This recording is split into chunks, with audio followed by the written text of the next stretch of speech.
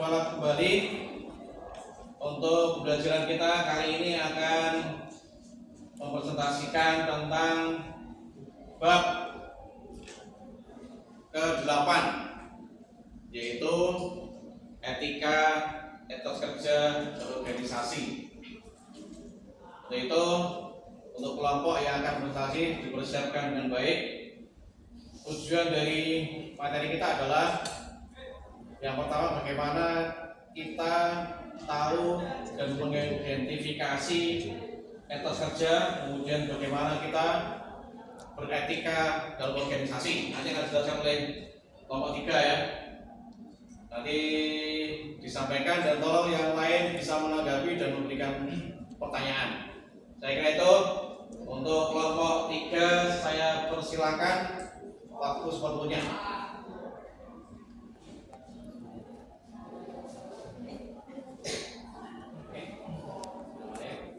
Assalamualaikum warahmatullahi wabarakatuh. Waalaikumsalam warahmatullahi wabarakatuh. Oke. Jadi kami dari kelompok 3 perkenalan dulu kali ya. Saya juga absen 36. Saya Narendra Amelia Laura, nomor absen 33. Saya Destina Nadia Oktavia, absen 30. Saya Resyana Aulia Husna, absen 34. Saya Narita Aura, absen 27. Saya Muhammad Falah Abdul absen 24. Dan saya Salona Lari Simbolana, absen 35. Oke. Jadi udah kenal ya. Sekarang kita mulai masuk ke materinya.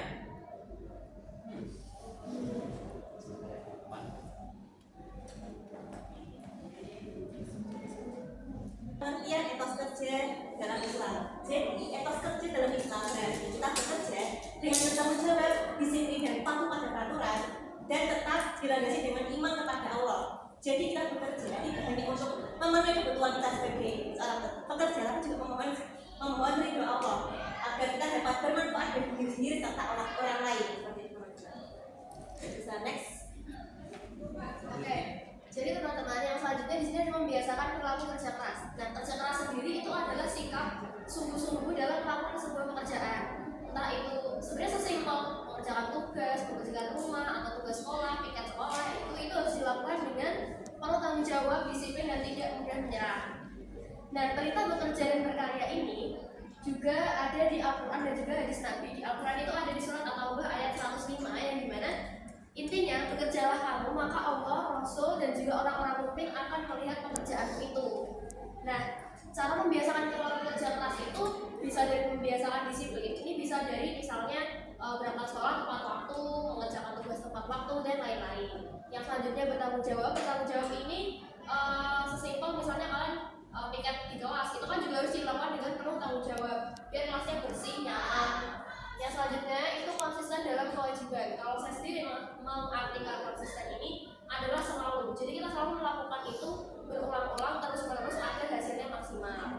Yang berikutnya contoh perilaku kerja keras seperti belajar dengan tekun dan teratur, di mana kita bisa merencanakan jadwal belajar kita itu seperti apa yang cocok dengan kita sendiri. Yang berikutnya berusaha memberikan hasil yang terbaik dengan tidak mudah menyerah. Yang terakhir yaitu menjalankan tugas dengan penuh tanggung jawab dan juga tidak meninggalkan kewajibannya di tanggung jawabnya tetap harus besar. Seperti itu teman-teman. Dan selanjutnya ada budaya pekerja keras. Budaya pekerja keras ini bukan cuma kayak bentuk kebutuhan buat duniawi juga, tapi ini tuh bentuk kita tuh benar-benar beribadah dan bertakwa pada Allah. Dan disebutkan dalam hadis riwayat Ahmad yang berbunyi, sesungguhnya Allah menyukai hamba yang berkarya dan terakhir. Lalu barang siapa yang bersampai mencari nafkah untuk keluarganya, maka dia setara dengan seorang mujahid. Nah, mujahid itu apa? Mujahid itu adalah seseorang yang bersungguh-sungguh menggunakan seluruh kemampuannya untuk menampakkan agama, membela kebenaran, dan melawan nafsu. Contohnya kayak apa mujahid? Kayak ulama, kayak dokter, di situ kayak aktivis, di situ yang di zaman sekarang itu kan banyak yang namanya kayak pegiat digital. Nah, selanjutnya disebutkan juga dalam salah satu hadis Rasulullah SAW yang bersabda di hadis riwayat Tirmidzi berbunyi, Barang siapa yang tampak lantaran mencari nafkah dengan kedua tangannya, maka di saat itu juga dosanya akan diampuni. Lalu setelah kita bekerja keras ini ada hikmahnya juga. Di antaranya adalah setelah kita bisa bekerja keras, itu dapat membentuk karakter, menjadi lebih disiplin, bertanggung jawab, dan rendah hati. Lalu karena kita bekerja keras, kita menjadi pribadi yang mandiri dan terhindar dari sifat ketergantungan dengan orang lain. Yang terakhir, karena kita bekerja keras, kita bisa mencapai tujuan, meraih sukses di dunia dan mendapatkan berkat dari Allah. Oke, yang selanjutnya adalah kalau tadi tentang etos kerja ya. Kalau ini sekarang kita beralih ke berorganisasi. Jadi salah satu highlight poinnya dari materi ini adalah inovasi dalam berorganisasi. Nah, inovasi sendiri adalah proses pembaruan yang tentunya udah kita tuh merencanakan kayak kita inovasi kan nggak bisa sembarangan ya. Jadi kita nggak bisa nanti kita begini. Pasti kan kita harus punya plan, kita harus merencanakan itu dengan baik. Nah, kenapa kita harus berinovasi dalam berorganisasi?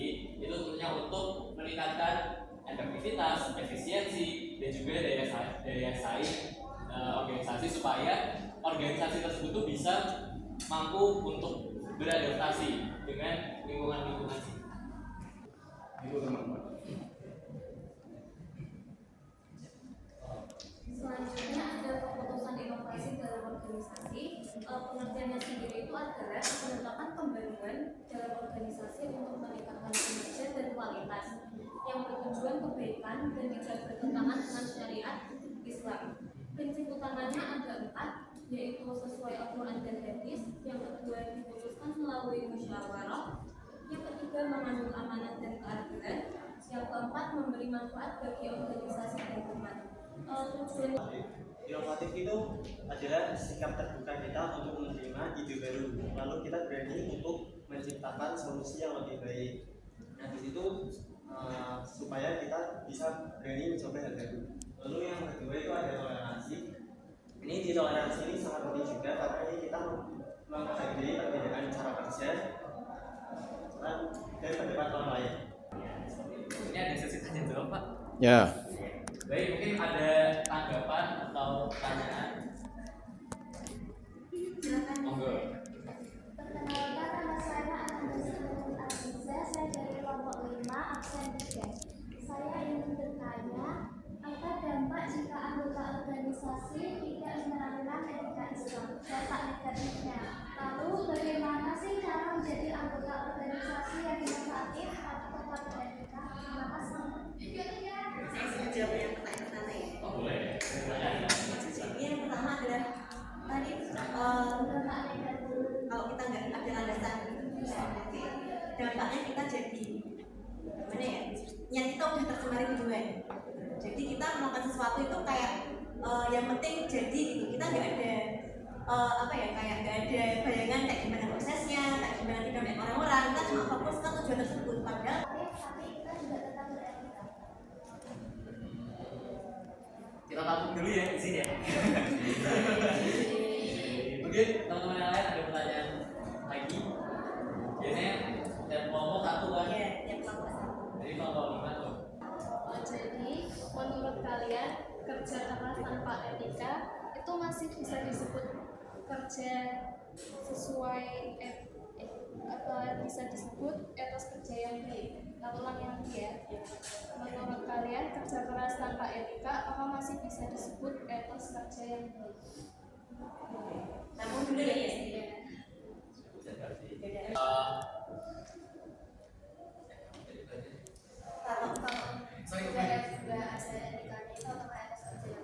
Oh, tentu tidak. Karena etos kerja sendiri itu kan meliputi segala hal kan. Dan di atas semua itu tuh orang itu pasti akan melihat etika kita terlebih dahulu. Bagaimana kita attitude-nya kalau ketemu misal atasan atau mungkin ketemu klien atau sebagainya. Kesimpulan saya bagiannya etos kerja dengan juga yang bagian masing. Jadi sebagai seorang muslim kerja kita harus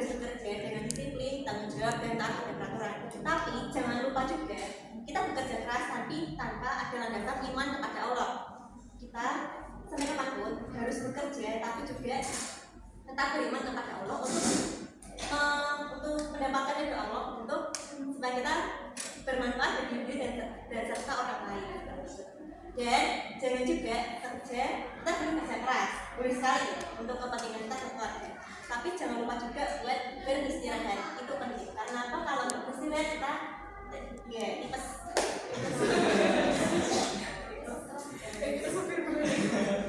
Terus untuk buat yang organisasi, mungkin intinya menjadi anggota organisasi itu juga nggak mudah. Tentunya juga nggak bisa sembarangan, apalagi kita sebagai orang Islam. Tentunya apapun yang kita lakukan di dalam organisasi nantinya juga akan dipertanggungjawabkan di akhirat, gitu ya. Jadi intinya, mungkin kata-kata ini kan ya.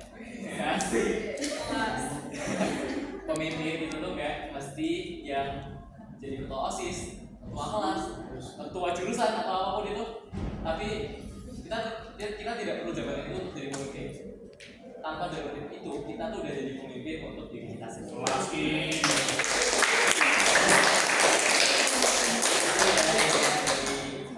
Mungkin itu dari kami. Terima kasih atas perhatiannya dan pertanyaannya yang luar biasa banget, sesi diskusinya mantap. Harapannya materi ini bisa berguna buat teman-teman semua ya. Terima kasih, sekian dari kami. Wassalamualaikum warahmatullahi wabarakatuh. Waalaikumsalam warahmatullahi wabarakatuh.